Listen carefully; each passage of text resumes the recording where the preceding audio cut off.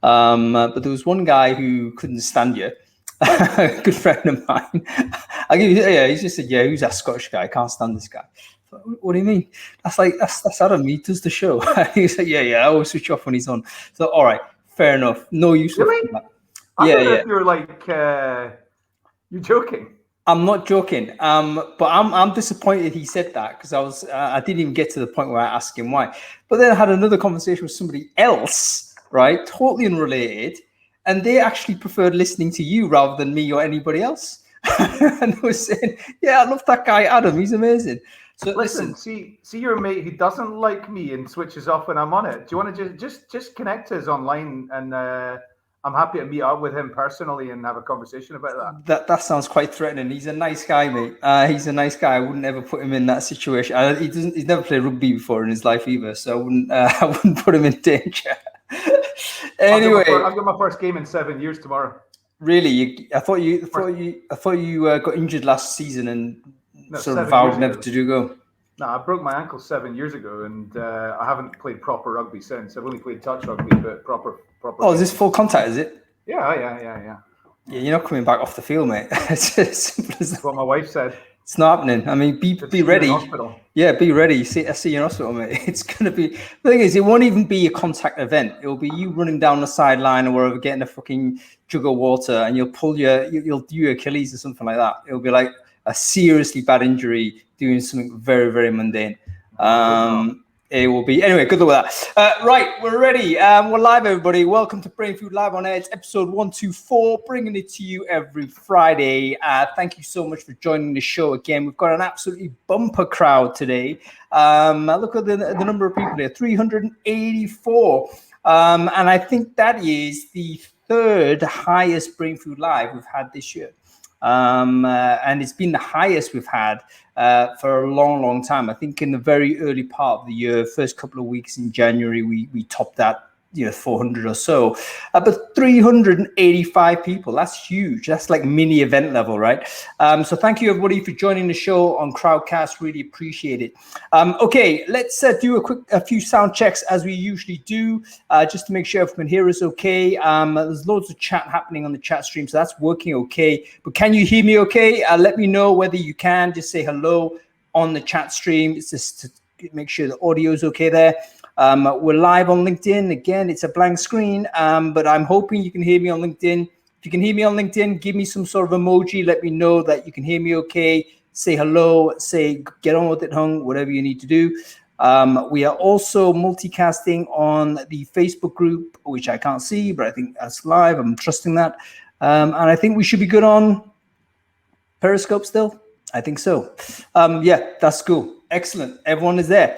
Right, let's kick off with a bit. Firstly, thank you to our sponsors. Our sponsors this week are CA3. They are a cool onboarding tool coming out of the UK. I think they came out of it as a kind of an employer branding type of consultancy, a design type consultancy.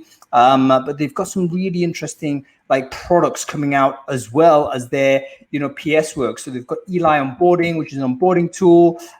They also provide great stuff in terms of how you communicate to the wider audience. And it's very fitting that we're getting them to sponsor the show today, because it's all about communication, isn't it? How do you have better communication, often internally with key stakeholders such as hiring managers? And that's going to be the topic of today. Anyway, let's welcome back Adam Gordon to the hot seat. Adam, good to see you, sir. How was your week?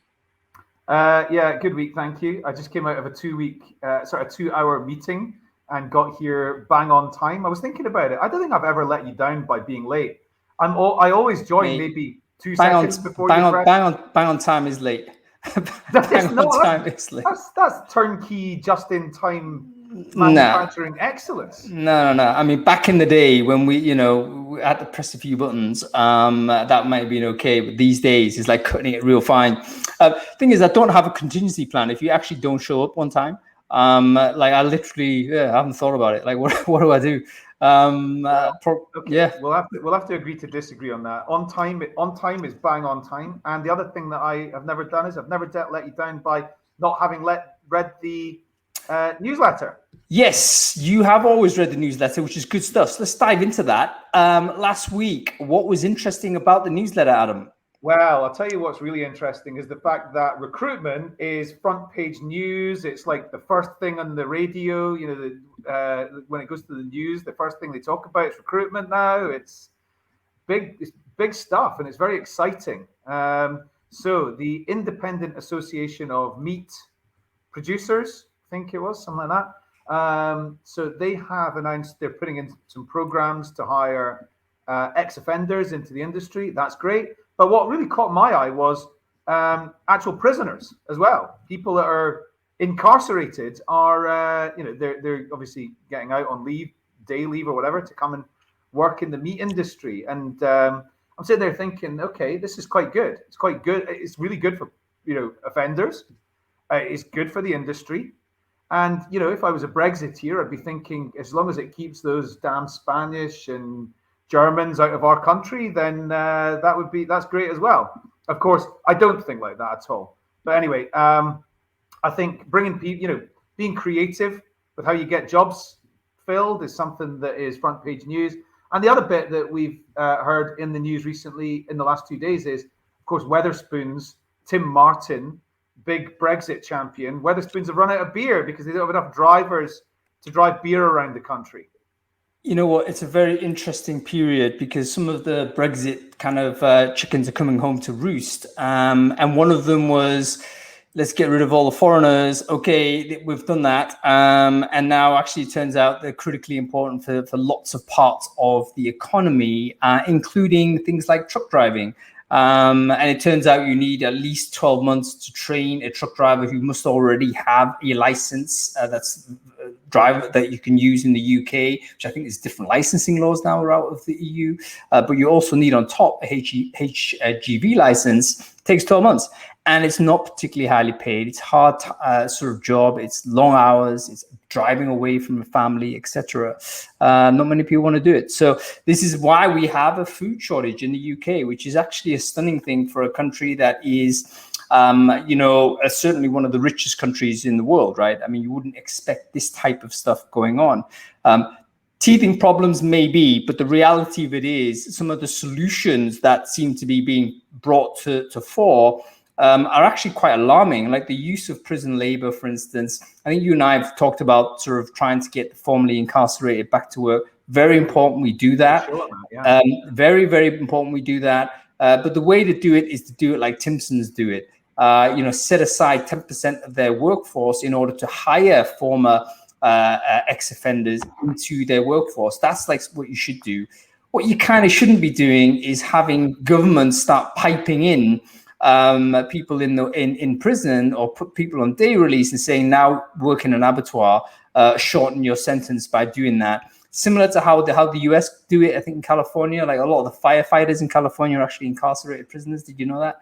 And they're risking life and limb trying to put out these fires. And their little carrot on the end of the stick is, shorten your sentence. That to me is problematic and very difficult to think about. So anyway, have a read of that and have a chew down on it and have a think about what we've got to do. It's not like an easy thing, but I think it's time for reflection. Where are we? Where we kind of are dependent on indentured labor to do some of the essential things in society. We need to have a big kind of revision as to how we do a lot of things there, I think. Okay, give us another one, man. I like the article, which was headed something like "Nerds Don't Respond to Marketing," right? Like technical stuff. Absolutely. This is, however, what I think we need to consider is everything is marketing. Every content is marketing. Every touch point is marketing. It's all about experience design. We had Steve on the show a couple of weeks ago talking about experience design. Every single touch point with somebody is marketing. So I wouldn't necessarily differentiate, but what we definitely need to think about is what is the message that's going to get somebody to do the next thing that we want them to do.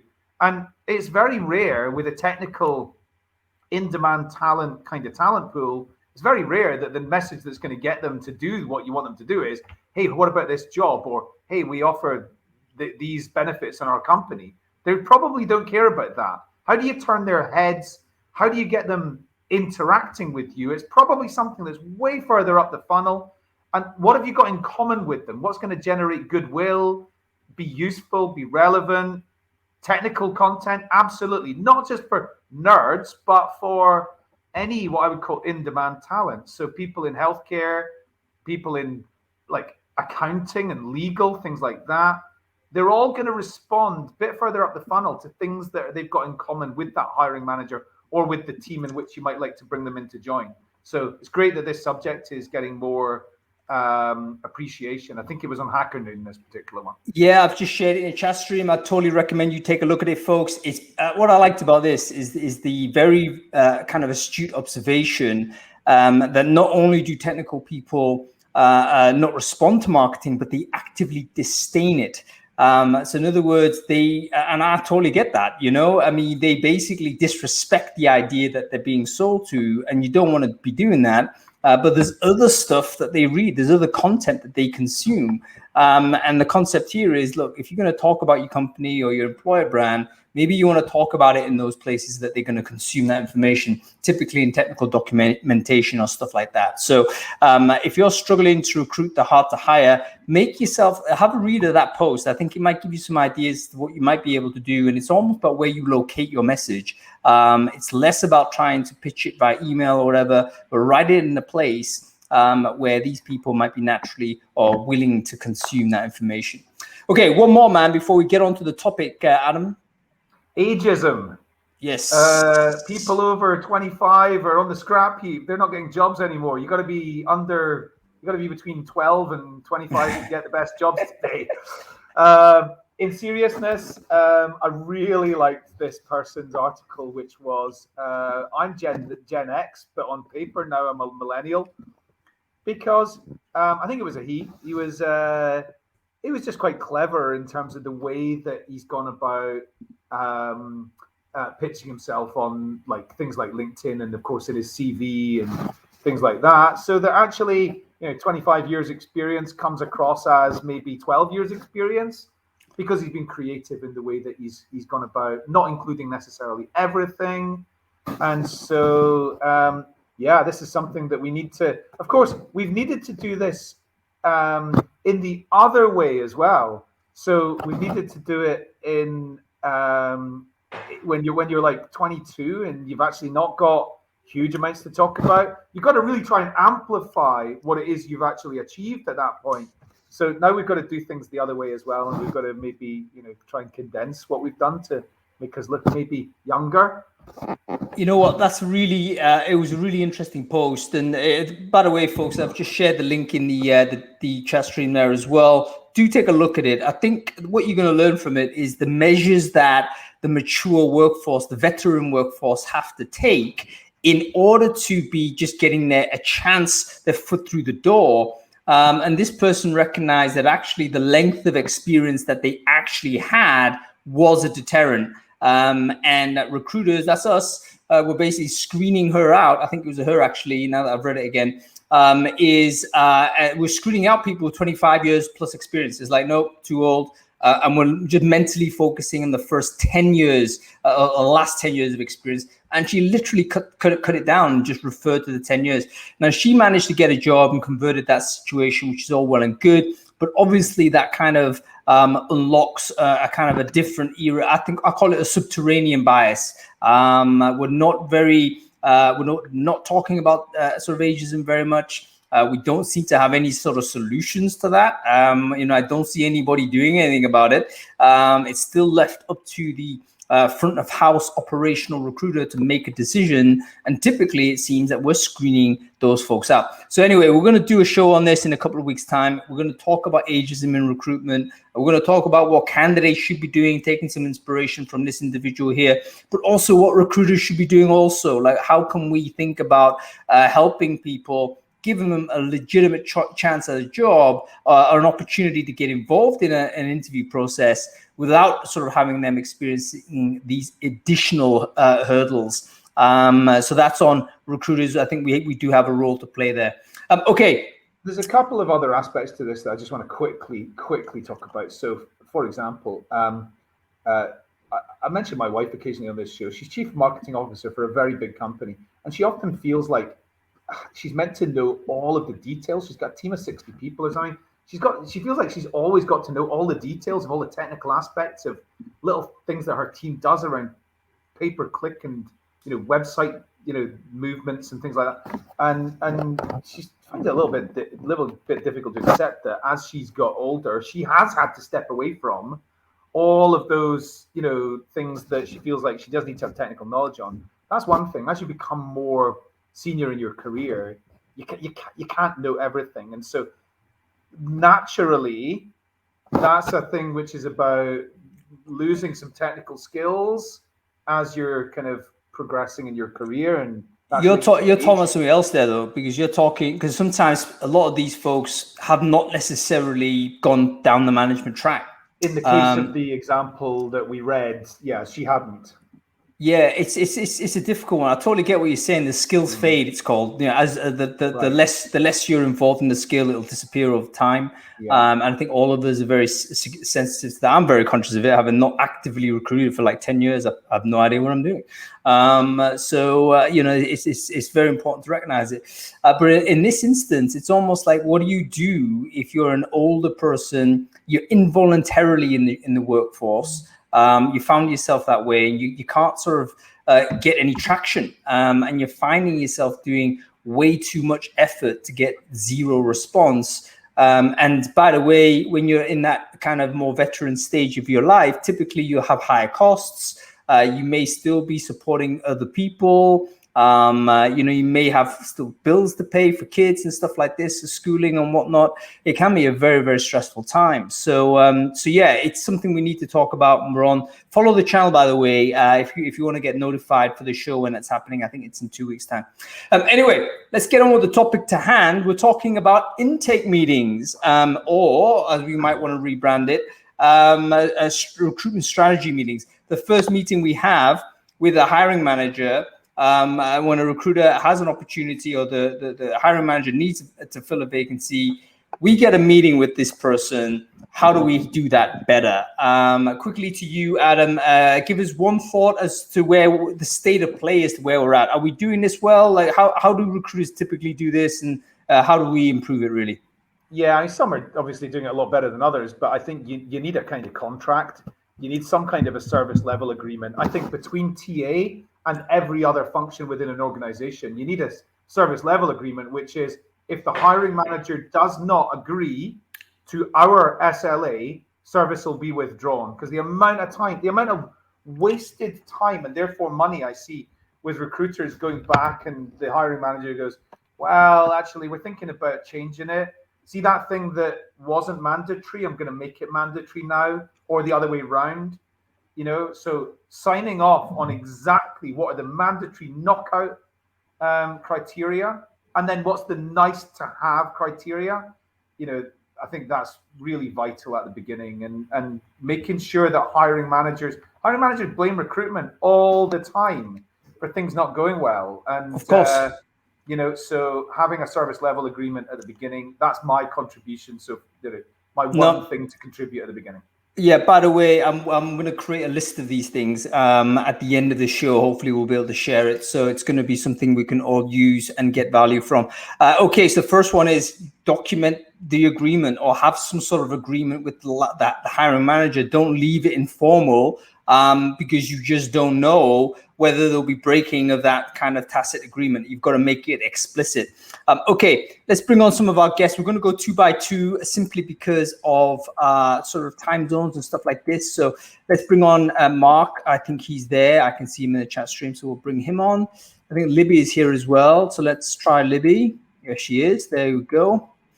And then Mary Kay and Christy, we're going to bring you on after we kind of rotate through. So let's do it like this. So we can get people on. You know what? I used to think I was really good at this this part of the process. Oh, there's Mark. Mark, how are you doing? Good to see you, sir. Yeah, good to see you as well. I'm doing fine. Excellent. It's Friday and it's sunny. So I'm good. Indeed. Mark, for the people who don't know you, can you quickly introduce yourself, who you are and what it is you do? Of course. So my name is Mark. I'm a senior recruiter at Gitlab nowadays. I am a huge fighter for these kind of things, like kickoff or strategy meetings, or however you want to call it. And I'm trying to slowly change recruitment a little bit by a little bit. I'm doing a podcast as well about this. How do you do sourcing? How do you engage with candidates? Those kind of things. That's me in a nutshell. Yeah, it's a great podcast, by the way, folks. Definitely make sure you follow that, particularly if you're interested in the more technical aspects of sourcing and what have you. Okay, we have Libby here as well. Libby, good to see you. Can you quickly introduce yourself? Who are you and what it is you do? Thanks, Hung. So I'm Libby Fox. I'm currently working at Payaut. I joined a couple of months ago, so I'm their talent acquisition and people specialist. So I'm kind of doing a recruitment HR hybrid, after spending 2.5 years in an agency in Nottingham and then 2.5 years at Booking.com as a finance and legal recruiter. Cool. This is great experience. And you two are both kind of at the coalface, still talking to hiring managers, still picking up these requirements. So this is perfect people to talk to. Now, I called it intake meeting and I was like hammered on the chat stream saying, Hung, your biggest problem is that you're calling it intake meeting. This is like a subservient way of describing it. Stop calling it this. And I'm taking this on board, like how important is the terminology? Is that significant or is it just like words? What are your thoughts? Potatoes, potatoes. It's just potatoes, potatoes. It really doesn't matter as long as the message is clear between them. It's as recruitment, you're doing a service, but it's a partnership, right? And as long as it's clear that it's a partnership and not just, hey, I'm following your orders, that's huge difference. But how you call it, I don't care. It shouldn't care. What about you, Libby? Yeah, generally I do agree with that. As long as you get exactly what you want to get out of it when you went into it, that idea, everything you need, A to Z. However, I have to say that my experience in agency, it was an intake meeting because that's all of the information about the business. There was a lot more to it, I would say, in terms of actually, as you were saying before, Adam, the contract, right? That is so pivotal in an agency role. Whereas for in-house, both in a corporate and a startup, for me, it's a kickoff, how we're going to do it, strategizing with the hiring managers. And it's like an exciting, we're launching this role into the environment, into the market. So yeah, I would say for me now, kickoff. What was the problem with intake that people had? Huh? It was basically a signal that we were just the receiver of, like, it was an unequal relationship, and we were just like absorbing the information. Yeah. And now that Libby's made the point of agency versus in-house, I wonder whether intake meeting has come from agency language, where the relationship is a bit different. Because we are the supplier, we're there to deliver, quote unquote. There isn't oftentimes a relationship pre-built. We're almost like oftentimes first person in. We're desperate for the work. Therefore, we are a little bit of a supplicant. Whereas when you're in-house, you've got to really position more strategically, and you've got to think, I can't, in your terms, Mark, you can't just yes everything. Because that's actually doing the company a disservice. I'd love to know what you think, folks. Let me know whether the terminology is important. Do you agree it's important? Or do you think actually no? It's just semantics. Okay. By the way, for people on Crowdcast, if you've got any questions for our guests, use the Ask a Question feature at the bottom of the screen. We're going to get to them at the end of the show. Right. Let's have a look at sort of the something you mentioned, Libby, like what you meant to get out of the meeting. So that tells me as you're walking into one of these events, there's like an agenda in your own mind. Like there's a few things you need to emerge from out of this. What are those things exactly? Yeah, 100%. Well, I copied and pasted this into the comment section, Hung, for your LinkedIn comment. So if anyone wants to have reference to it, then they can see it on there. But for me, I have had pretty much the standard template, I would say, throughout the entire 5 years that I've done recruitment. So we need to think about the logistics of the role, actually what the hiring manager is envisaging in terms of where this person is going to be located, remote, on-site, hybrid nowadays. what career level they will be. So in terms of the actual structure of the team, how that will work, and what that will mean in terms of the profile that we're looking for as well. So tick off the logistics at first. I will then go into questions about the role, so day-to-day responsibilities, what this person will be focusing on, short, medium, long term, what their main goals will be, and then with that as a basis, obviously you can ask a load of questions around that as well. Hopefully it's more kind of a free-flowing conversation rather than a tick the box exercise, right? Because you're also building a relationship with the hiring manager. That's fundamental for me to come out of the meeting with as well, having spent that time with them. And often, you know, especially when I was at booking in a corporate, such precious time as well. So it's really important to establish that relationship too. Third section, I would say, is, of course, based on the actual profile. So thinking about what type of candidate they would want, the year's experience. I would then ask about the must-haves, nice-to-haves. My approach to the must-haves, nice-to-haves is I just want them to tell me everything that is on their mind, so I can get it all down, write all the notes down. You know, if this is face-to-face, I'll still have my laptop in front of me writing this all down. If it's remote, I'll still have the document on the side of my screen, so that I have all of that information and I can pick and choose afterwards if I need to ask any more questions and dive in deeper. After that, I will then go into the internal question mark over whether there is anyone that could go into that role. Are we missing any internal talent?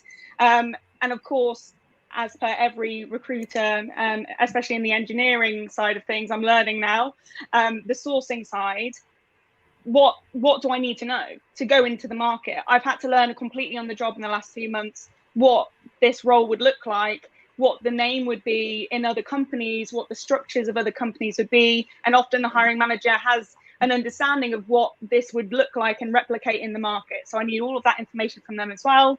And then, of course, the selling points. What makes this different to everyone else that we're competing against in the market? So I can use that content for my reach outs, for the job advert, et cetera, et cetera. So ultimately, I get a full understanding of where this hiring manager sees, how this hiring manager sees this role, what it means for the company, and what I can then take out into the market as well. Yeah, that's great, Libby. Thanks a lot for that breakdown. And I do recommend that you check out the sort of Libby's comment on the thread I shared on the chat stream earlier. And if you're on LinkedIn, you can see it on my LinkedIn activity. Go to LinkedIn posts. Actually, my activities are probably all over the place. It'll be scroll down there, you know, number of 4 or 5, you'll be able to see that post. And in that, there's about 150 comments already. So lots of great content already in there. I love the structure of this. One thing you said I thought was quite interesting was the time you have with the manager actually is really important, because in a big corporate, maybe that's the first and only time you'd ever meet this person. In which case, like, you can't just treat that as, oh, here's the information, I got it, see you later. You've also got to have this subtext of, you know what, I've got to build a rapport with this person and really, you know, get the sense that they know who I am, I know who they are. And do that type of rapport building. Mark, have you got any thoughts on this, the rapport side? Like, how, because you've just joined a new company with Gitlab. So I'd be interested to know how you go about doing this, you know, the rapport side of things, particularly when it is remote and distributed. New manager, never met him before, never met you, maybe wasn't involved in getting you in the team, but there you are as a new recruiter. How do you take on this? Okay, I need to build rapport with this person and make sure there's a channel of communication open where, you know, we can solve problems. So what I normally do is make sure that the first time even before I start recruiting for them, that I have a meeting, at least with the hiring manager, and I reach out to the team as well, because the hiring manager is a huge source of information. But the actual information that you really want to know lies with the engineers or the salespeople or whoever you want to know, right? So I always, the first meeting is always an hour. First half hour is just chit chat, just about life. Hey, how did you join the company? Do you have a family? Those kind of things, to actually start a human relationship instead of that. Hey, I'm your recruiter. I'm going to serve you, or I'm going to help you. So it's first getting an actual connection, and then we'll slowly go into the team. And often I don't even discuss the actual rec on that first meeting. Often that's later on. I want to make sure that we are on the same page on how we think about things, how we do things, what they can expect from me, what I expect from them, those kind of things. That's a really good point.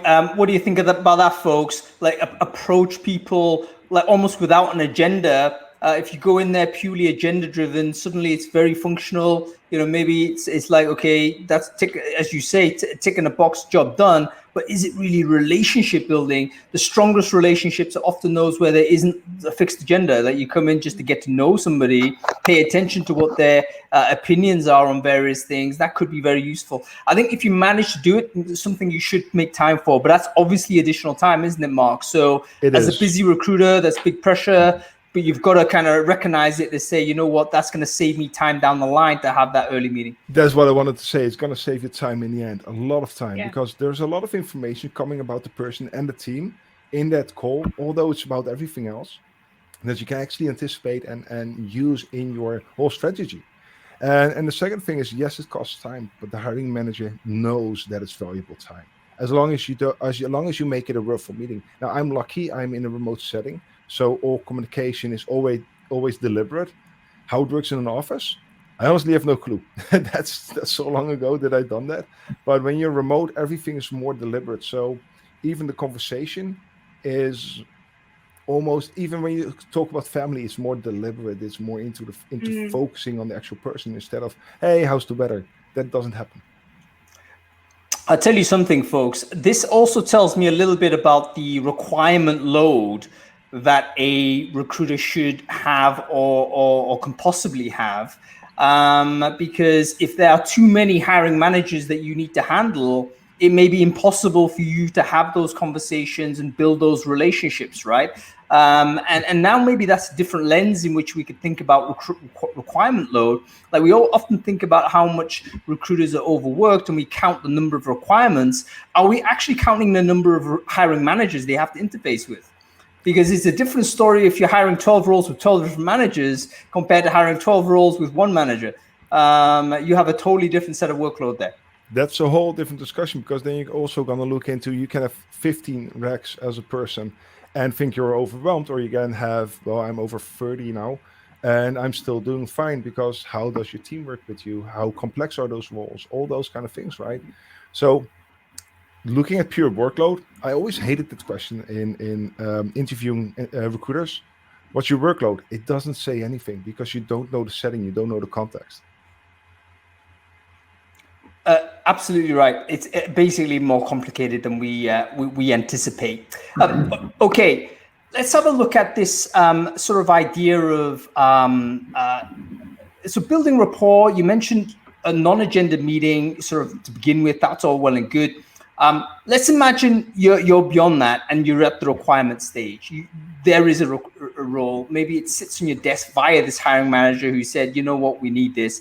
How do you go and have that conversation with them? Bearing in mind you haven't had the technical chat yet. Maybe you haven't had the SLA chat yet. How do you lead that first conversation and frame it in such a way that you're going to have a productive relationship going forward? So the beautiful thing is, what you can do is already send them sort of I call it the friendly template. So kind of a kickoff document already, where at least you make them think about what you're going to discuss. That's a huge time saver, because they already know what you're going to talk about. And the simple things should be in that document. You shouldn't even be talking about that, like location, all those kind of things. Those details don't really matter for what you're looking for in the end, because it's a set thing, right? If you need somebody in APAC, you need somebody in APAC. You can discuss why, but it only adds a little bit of information. So what I normally do is I ask questions on that doc already from, hey, what are you missing? Think about it. I'm not asking them to write it down. I'm asking them to think about it. What kind of value add do you need? Because there's a huge difference in asking somebody, what are you looking for and what are you missing? If you ask them, what are you looking for? You get the perfect candidate. They have 10 years of experience in this. They have done A, B, and C, skills C, D, and E. If you ask them what you're missing, then you're actually starting a conversation about what does your team look like? And what are they actually doing? And what kind of skills do you miss? And it's not just, in my case, technical skills, but also people skills. Do you have let's say it like this. Every time I ask this question, I get an answer, oh, crap, I need a person that leads the team, or I need a person that glues the team together. You don't get that answer if you just ask, what are you looking for? So that's the main question. And that question answers almost all of your questions that follow up. It's just getting more into detail. But that first one answers most questions. You know what? I love that. And also, I remember actually our friend Katrina Kibben, who's a consultant who helps companies write job descriptions and job ads and stuff like this. She sent a tweet out, I think yesterday, something to a similar effect, where it was a case of, you know what, you should ask what's missing in the team. And the response to that actually will, all of the responses cascade into that. That will fill in most of the stuff you need to know. But firstly, I like the idea of sending a document pre-meeting, almost to get them to think about it. It's almost like a Jeff Bezos style. Hey, here's this thing. Have a think about it. Don't just rock up to the meeting, Mr. Hiring Manager or Mrs. Hiring Manager, thinking that you can just like wing it as you go. It's actually a serious meeting. It's a big commitment of time. It's commitment from both sides, right? Because you have to commit as well. The only thing you shouldn't be doing is make it so easy that you basically ask them all the questions and the conversation is going to be empty. Because you still have those forms where everything is settled. And I'm like, that's asking them to do homework. Nobody likes homework. So it has to be a conversation starter, not homework. Yeah, absolutely. This is what I was about to ask. I mean, how often do we turn up for a meeting with the hiring manager? We've asked them to think about something in advance and they haven't done a thing. They're not prepared at all.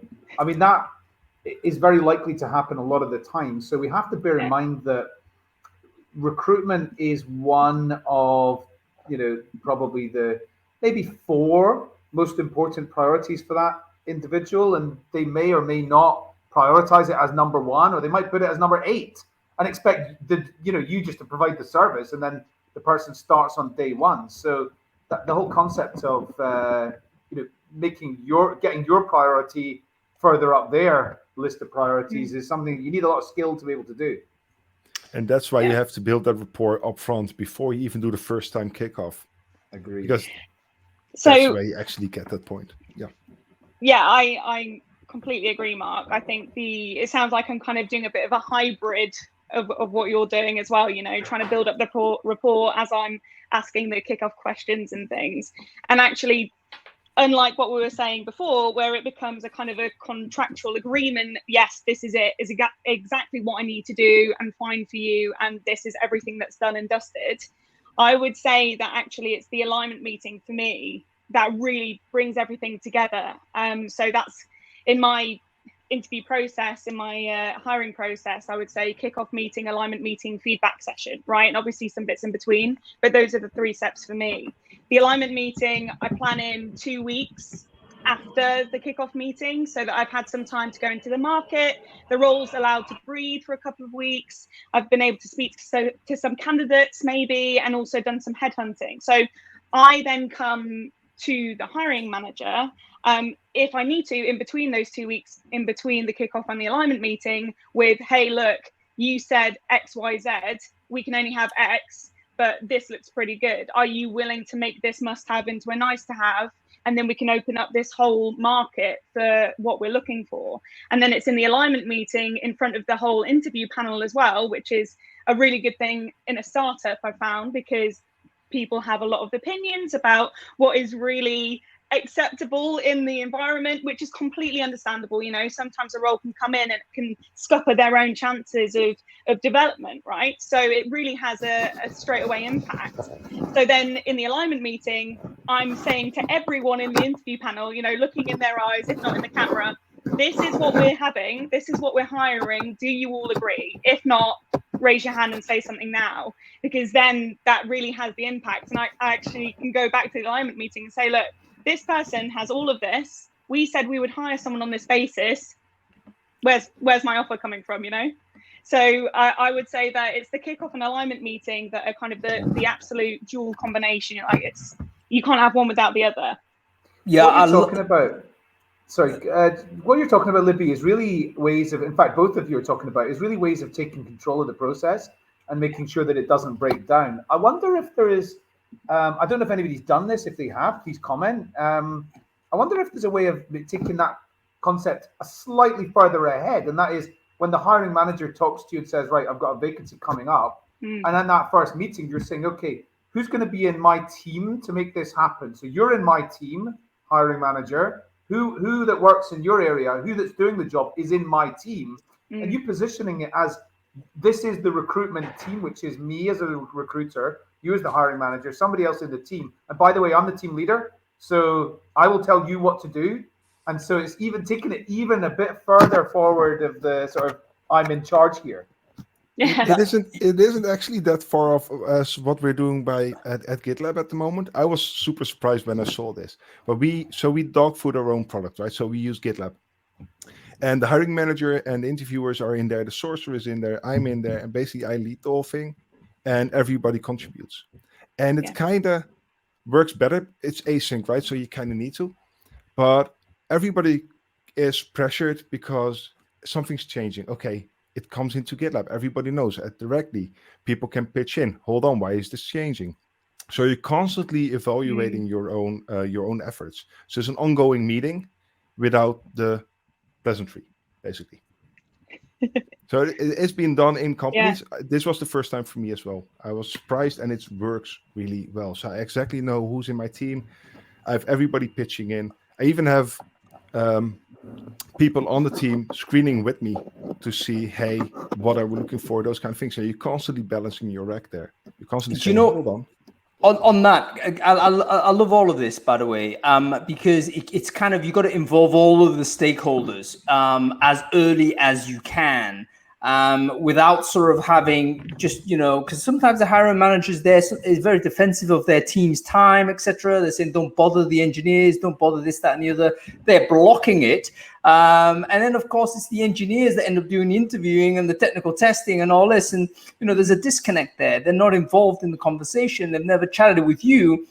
If you hadn't taken Mark's approach in terms of kind of having that conversation, but unless you did sort of sort that conversation flow out, you might just find actually you've got an antagonistic relationship with the hiring manager and nothing ever happens from that. It just increases frustration. And of course, in that scenario, it might be very, very difficult to fix. It may not be fixable at all, actually, if you let that one fester. So get the stakeholders in as soon as you can. Okay, folks, we're running like really super late on time, and I want to keep on going at pace. So let's talk about very quickly after the meeting. You've had this meeting. You've absorbed some of this information. What do you send the hiring manager after this?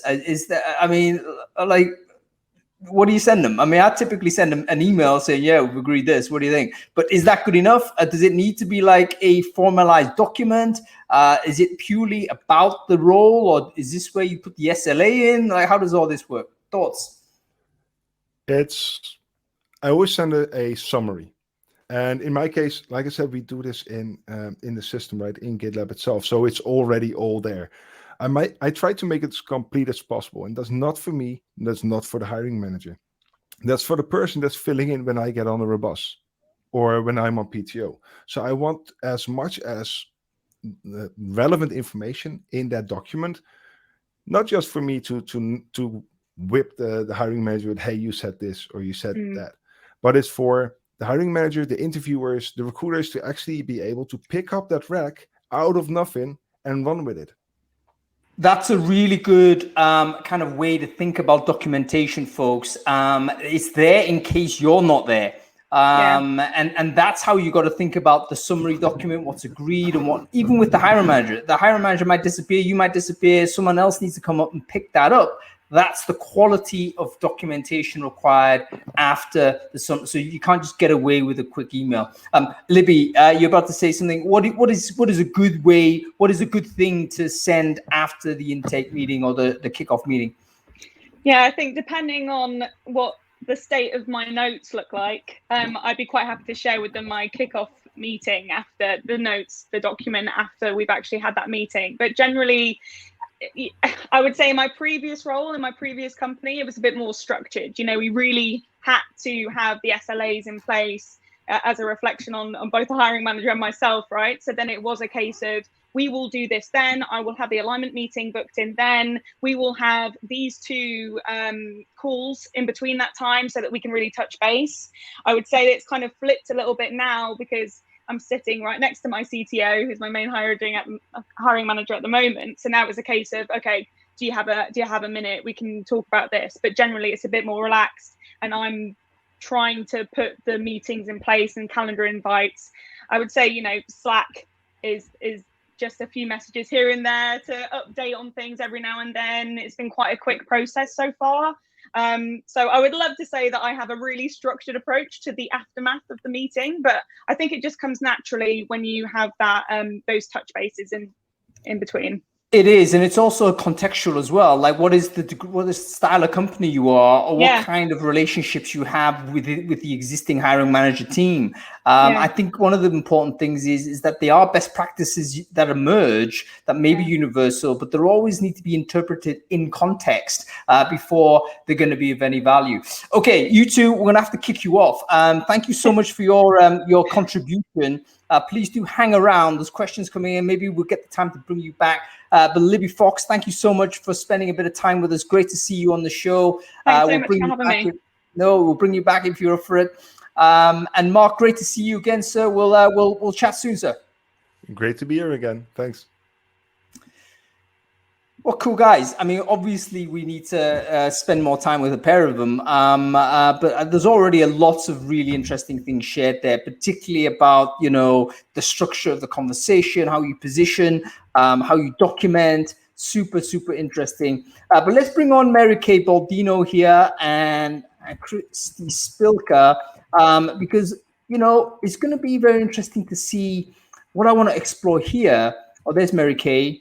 Hi, Mary Kay. How are you? Hi, I'm good. How are you? Very well. Thank you. Mary Kay, welcome to the show. And quickly, can you introduce yourself for the folks who don't know you? Sure. Hi, Mary Kay Baldino. I live in the Chicago area, and I just started at R1 RCM as the head of talent acquisition. Cool. So this is like pertinent for you, isn't it? Very. How do you have, because when you start with a new company, and there's Christy as well. Hi, Christy. How are you? Hi, I'm well. Yourself? Very well. Thank you. Christy, for the folks who don't know you, can you quickly intro yourself? Sure. I'm Christy Spilka, Global Head of Talent Acquisition at iCIMS. Fantastic. And actually, you're fairly recent with iCIMS as well, aren't you? 6 months in or something? I am. So the pair of you, I think, have got some really good kind of perspective on this, because I want to kind of look at it from the head of talent perspective. You're coming into it and you're analyzing it. We all agree, what, this meeting is super important. How do you go about like improving it from what you found before? Because it may be that it was like not optimal or whatever. Like, how do you get other people to, for this to be a systematic thing throughout the TA culture, rather than just something, one recruiter does it amazingly and recruiter B doesn't actually do that so well? How do you make sure it cascades through? Do you take a hands-on approach? Do you, rally the head hiring managers yourself to do it? How does that work? Let's go to you first, Mary Kay. How do you instill sort of better kickoff meetings for the business? So coming into a new organization, like I just recently did, it's about evaluating the current state, right? Are there standards around these kind of meetings? Are they consistently booked? Are there good notes?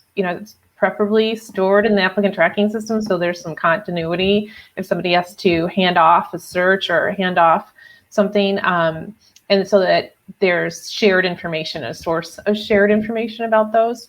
So looking at basic things like that, what kind of documentation exists, shadowing recruiters on those conversations and making sure that you understand what their current approach is.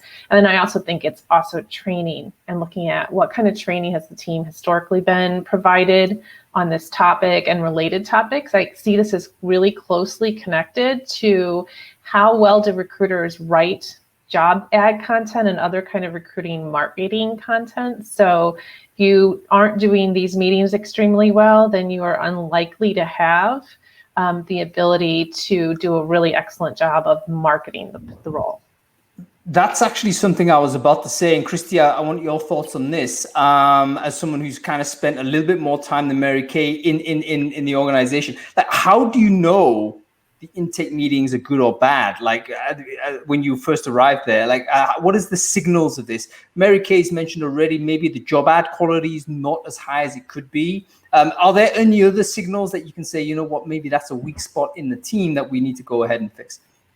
I agree with Mary Kay, and I think also just in conversations with the team, not necessarily bad, but maybe we just didn't get all of the detail that we needed to get. So if anytime I have somebody, sitting in front of me and they say, hey, I'm struggling, I'm hitting a wall, I'm having a hard time with this role, the manager is, changing their mind 7 times, they change the interviewers, this is happening, I always go back to that first meeting.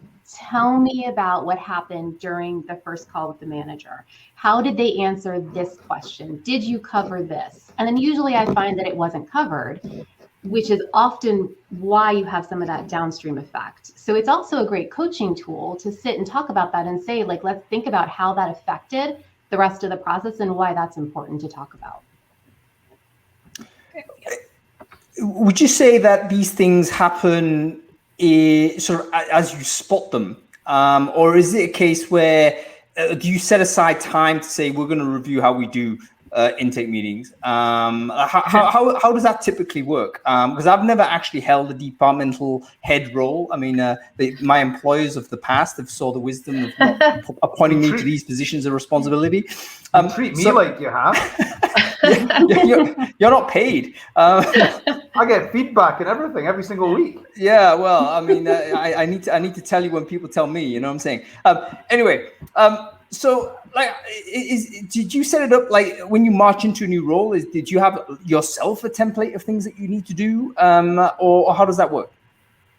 Well, I do see it as something that requires some formal training and standards, right? It's a critically important part of the process. It's an opportunity for recruiters to truly be a consultant to the business and to be an advisor instead of an order taker. And so if you're going to have a value add recruiting team, this is one of the most important things for them to get right. Everything flows from these meetings. Everything that goes wrong in a search can usually be traced back to something that went wrong in these meetings. So, and likewise, things that go right can usually be traced back to what gets established in some of these meetings. So I think it's really, really critical. So if you don't do training and development with your team on this topic, then what are you training and developing them on? What are the size of your teams? Steve's asked that on the chat here. Yeah, so we have both an in-house and an RPO blend. So I would, our team is about 65.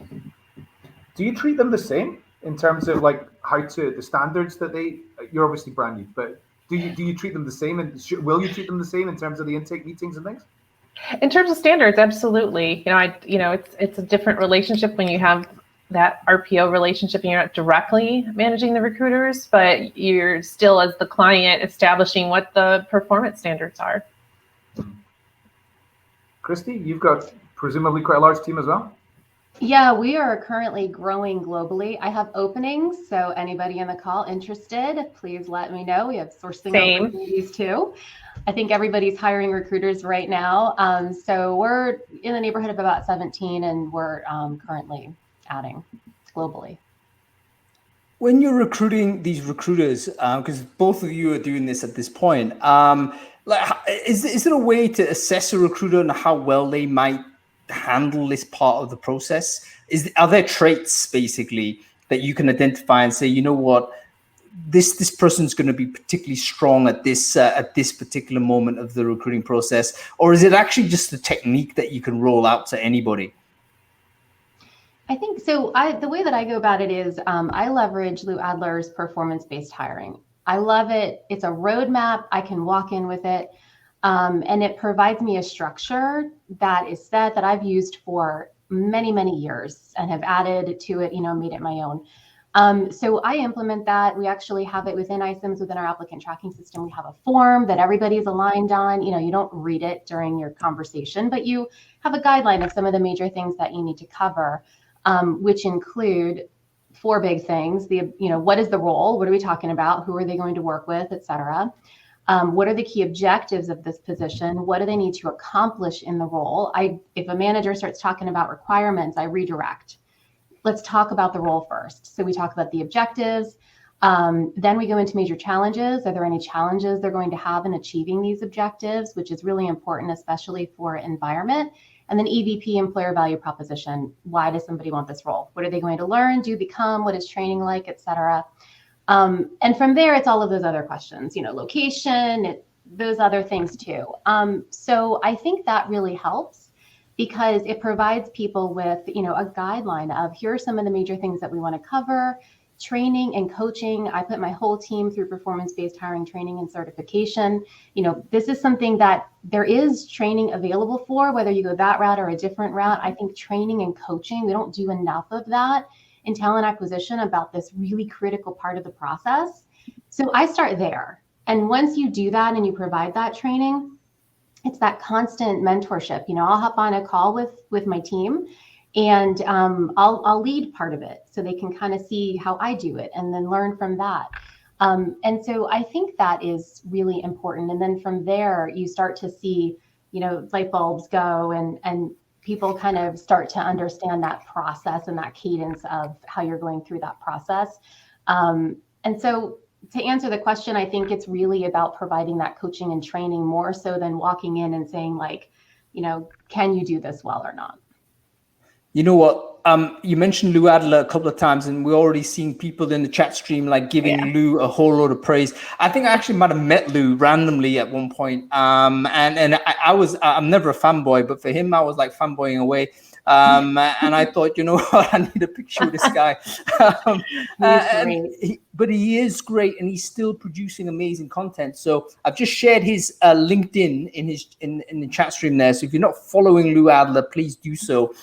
Let's have a look at these 4 things because I think they are quite useful. It's already a useful framework. There may not be too much need to reinvent the wheel here. I love the fact, firstly, Christy, you mentioned you got to push back on the requirements straight away. You're not there just taking instructions and saying, hey, I need 5 years experience of this. No, you're going to be talking about, look, what does this job actually do? What do you need this person for? What is this? Why is this a job even? I mean, sometimes you need to ask that question, right? Why do you need a human being to fill this? Or who is currently doing part of this that requires this to be a human being to really establish whether this is a role that you can support and help with. What do you do when you do that initial part of the assessment and it's your judgment that actually it's not really that important a job? I mean, there's going to be a situation where, there's already somebody dealing with it. It's nice to have in his team or her team or whatever, but you can't really think that's business critical. How do you handle that scenario? The hierarchy of priorities, everyone's busy, everyone's demanding TA time. You've got to defend that time and align it to the business. How do you make that? How do you have the conversation with the hiring manager to say, you know what, we can't really put this at top of the pile? Boy, I think that backs up all the way to workforce planning kind of conversations, right?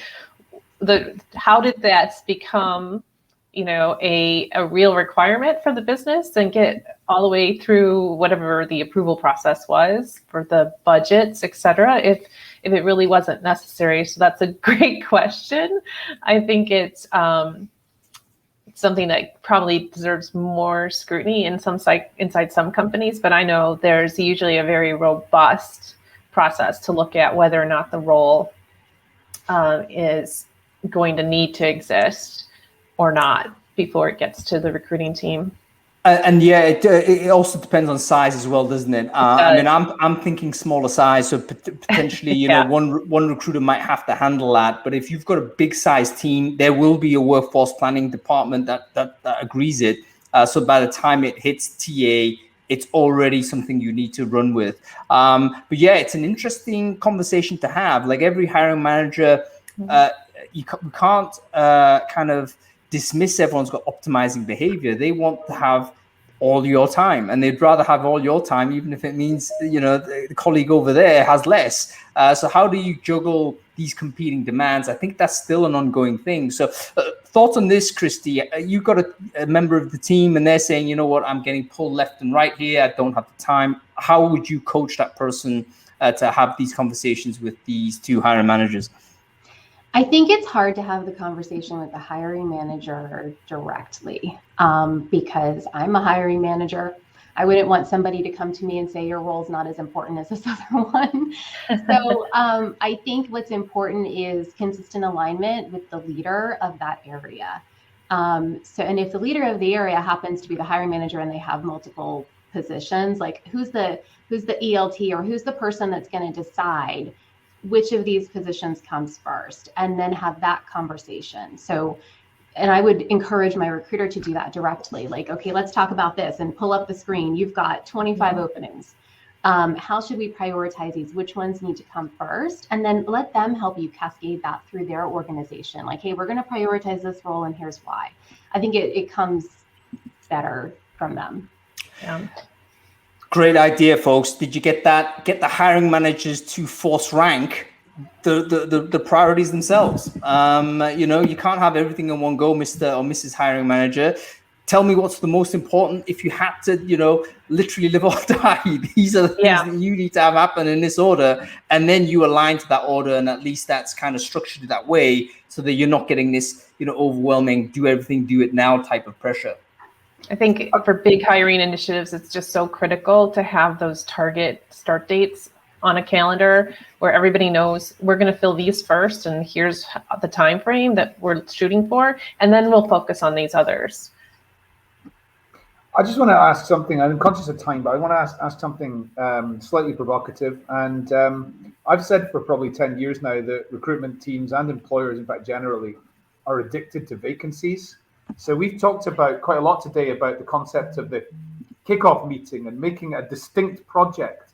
But I wonder if that is at the expense of creating a talent pipeline culture where you've got just ongoing relationships and you're building pipelines where you've got people on tap, and they're just dripping in at exactly the right time that you need them. And maybe we should stop thinking about distinct programs, thinking of every rec as a distinct program.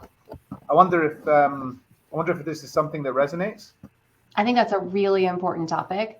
And, we leverage our CRM in addition to our ATS, and the CRM is where we're constantly pipelining and engaging talent.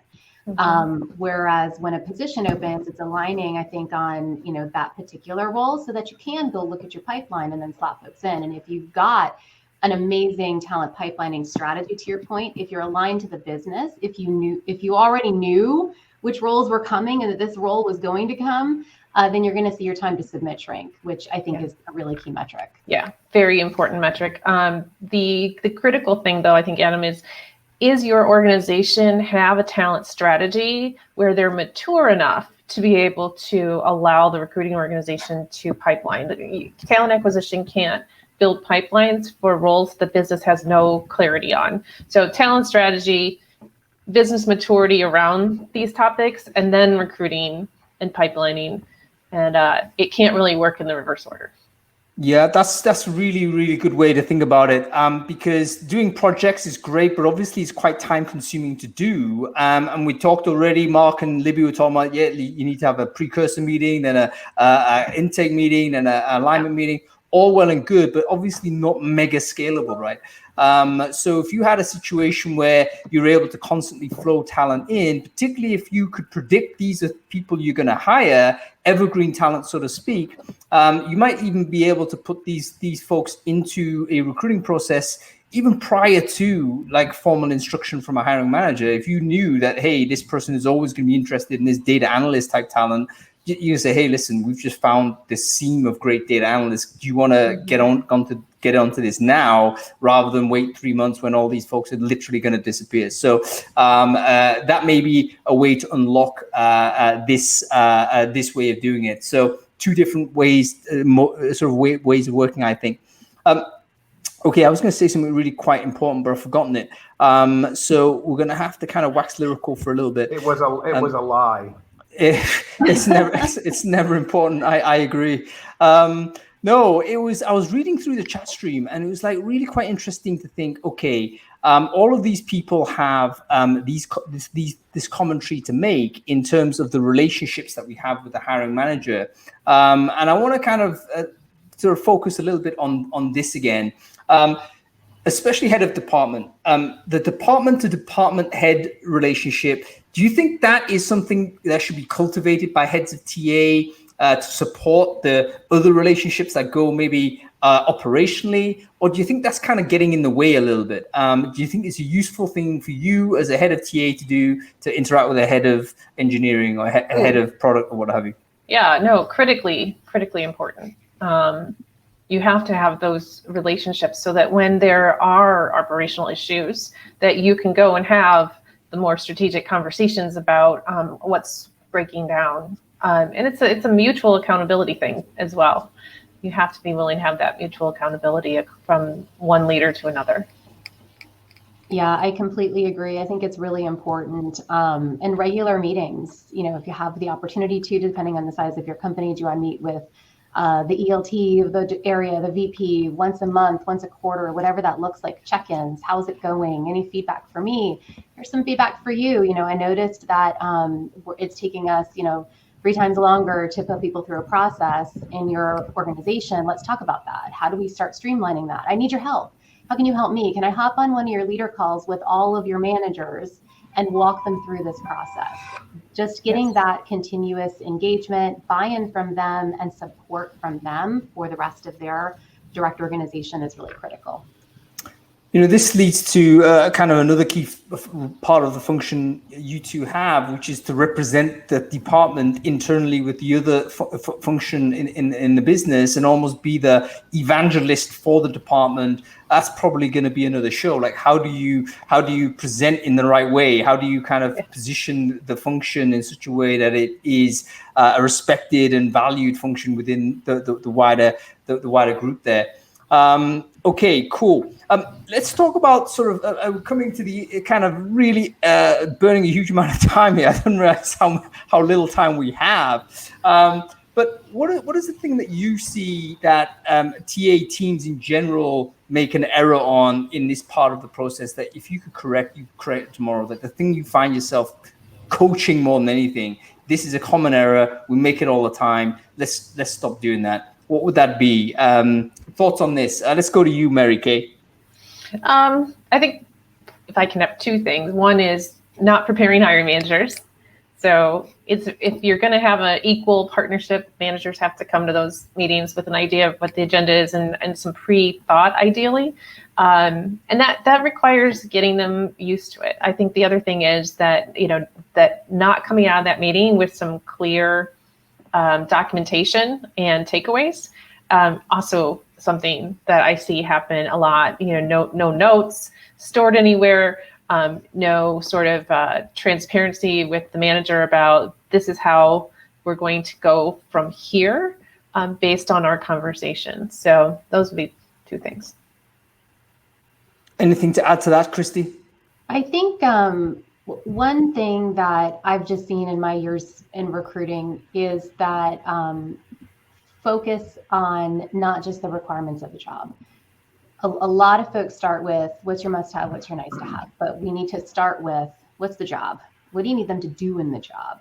And how are they going to be challenged in doing that in this job? And what is the EVP? Some of those things I just mentioned. So I think if you're starting there, then the second piece of that is once you have all of that information, displaying that on a job posting. And I know Mary Kay said this earlier, it's what are you putting on that job posting? Is your summary exciting? Did you take the time? Because if you took the time to spend on the job posting of here's my EVP right here in the summary, I'm going to try to get people to apply because I'm going to share with them what they could do, how they're going to grow in this role. Responsibilities, keep those short, keep them impactful. What did the manager say are those objectives and exciting challenges that they're going to have? Get those on the responsibilities. And then in the requirements, we should have streamlined that in the first call. So maybe there's some stuff in there that we don't need. Let's take some of that out. Let's keep it as to the absolute, these are the requirements for the position. And what are they going to do with those things? Don't just say you need to know Excel. You're going to create pivot tables in Excel so that you can help the business gain insights into X, Y, and Z. And if you do that, your job posting is going to work better for you. And maybe you can spend a little bit less time sourcing. In this market, that's questionable, but I do think it helps. It will move the needle. Yeah, and probably and getting kind of a great candidate through a job ad is such a multiplier in terms of time saved, right? Yes. So that additional effort that you can spend to craft a great job advert is worth it, even if it doesn't hit every time. That one hire is going to make it worthwhile. I remember what I was going to say, which I thought was quite important. Hiring managers are very variable in terms of their own ability to recruit. We all know this. Certain hiring managers have really switched onto it. They really enjoy this part of the role and they've just dove into it. Other hiring managers almost resent this function of their job, and they say, you know what, why am I doing these interviews or what have you? And that has a huge impact on TA, of course. How do you go about handling that second type of manager? I can't imagine a more junior recruiter in the team really struggling with this situation. What do you as a TA leader do to sort that out? Yeah, so I think it's a really good question, and I'm really fortunate right now in that my organization, we're a TA company. Everybody knows how important it is. It's been amazing. I can say, in the past, if I've encountered that, I've coached the recruiter to have a conversation with the hiring manager about, why is this role really important to you? How is it impactful to your business? How does it affect you achieving your goals? If this role stays open for a month, is that going to impact you? And helping them to think about that and sharing with them maybe other success stories. Let me tell you about how I partnered with this other manager and how by doing these activities, we were able to fill their role 5 times faster. Anytime you can use data or things like that, it's always very helpful as well. And then I'm always happy to help my team. So I'll say, if you need help, come and tell me, and we'll have a conversation with the manager together if we need to. So I think it's that support as well.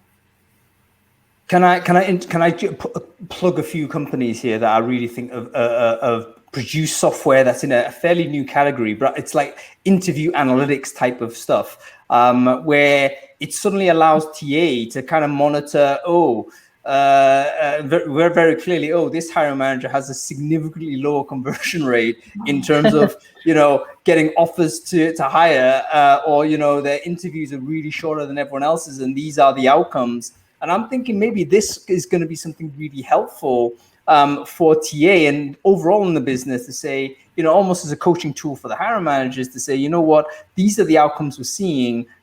Is there a way in which we could support it so that we can get better outcomes for the business? So a couple I think come to the top of mind. Bright Hire, for instance, our friends over, I think they're in New York.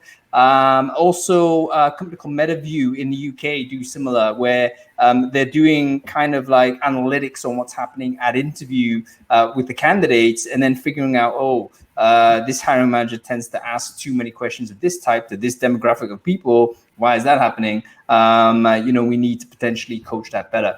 Okay, let's move on to questions because we are like well over time, and I'm chewing up sort of important time for these two ladies here. That's very important. I don't do that. Okay, Trish Ravel has asked a very simple question. Is one meeting good enough to do a kickoff? Yes, no? Quickly, Mary Kay? Not always. Yeah, okay. Not always. There are managers who come into the meeting, really haven't thought through the things that they need to be able to answer for you. Or you need to do some additional calibration and follow up after the meeting. So sometimes no, and it's okay if it takes more than one conversation, as long as you get to the right outcomes. Do you know what, Mary Kay? I think it's important that it is a no, because if the information you get is unsatisfactory, you might need to definitely go back and have a second meeting with that manager in order to put that right. And that's also including the relationship negotiation part also. If it's a not satisfactory outcome, person's turned up, he's not prepared or whatever it is, you know what, reset the meeting. Okay, next one's to you, Christy. I haven't actually looked at these questions, so I'm throwing them out at you. I hope that's okay. Marcin said, how do you collaborate with HRBPs in this process? I guess that's a really long answer potentially, but any thoughts on this, Christy? Yeah, I think it depends on the organization, but I think the HR business partners are critical. the HRBP leader here at iCIMS and I are hip to hip on everything. And I think that's so important in partnering for recruiting teams with their HR business partners, especially as you're hearing things in the alignment meeting, hey, what's happening in the business, anything I should know. I do think that collaboration is important. Yeah, absolutely. I think this is the first time we spoke about HR, and that's probably evidence of our kind of tunnel vision sometimes, but we have to remember that they're a huge part of this process, particularly, the monitoring sort of things about the team, the monitoring about retention often. They can often predict vacancies for us. So those things are super important. Okay, let's have a look at this one here. Last question. At what point do you decide to walk away from a client? Holy crap. Is that ever something that happens? I mean, there is a recalcitrant hiring manager. Like, you just have ID'd this person to say, you know what, nothing good's gonna happen with this person. Like, do you pull back? Like, how do you handle that? I think it's more like an escalation, right? So if you're really dealing with a very poor manager, your job is to be a consultant to them and to give them the information that they need to make better decisions. But if they just refuse to make better decisions, then there's a conversation that needs to happen at a higher level in the organization, because that is just a really poor performer who's jeopardizing their whole department. Yeah. Can I ask, do you agree with what I said earlier, which is that you should have an SLA? Because if hiring managers are wasting your team's time or not doing what they're meant to be doing, I really do feel like you should withdraw service, because it's just not acceptable. Is that like, am I being too strict about it? No, not at all. I think I have in other organizations, where I haven't been brand new, actually canceled requisitions where it was just really clear that we were not going to get any traction, and we were not going to be able to work on that search. And it was really supported by upper management, because there wasn't a clear reason. And when you got down to it, so that's incredibly rare, but I do think that this is a collaborative process. This is not a service delivery where the hiring managers are just passively sitting back and accepting services. So if it's collaboration, then the SLAs go in both directions. I agree. I think it's really important to say, here's what you can expect of me. Here's what I need from you. That's part of that alignment. I need your feedback within a couple of days of your interview max. By the way, it's fresh on your mind at that point, and I need to keep the process moving for you. Here's what's in it for you by achieving these SLAs. And like Mary Kay, other organizations I've worked in that were maybe high volume, where we had to move really fast. I have put positions on hold before where we haven't heard from the manager in 2 weeks. Like, is this still a position? Like, do we still need this role? So I do think that's important. Yeah, I think go on. Imagine the shame of being asked by your boss why your team's underperforming and why it's under-resourced, and you have to admit that internal TA have withdrawn a relationship because you haven't been, doing what you're meant to be doing. That would be terrible.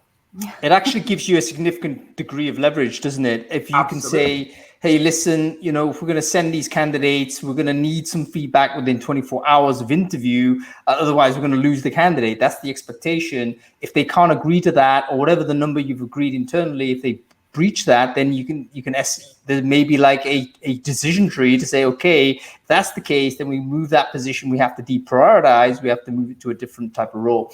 Okay, so we definitely need SLAs, I think. I think that's about it. We're well over time, folks.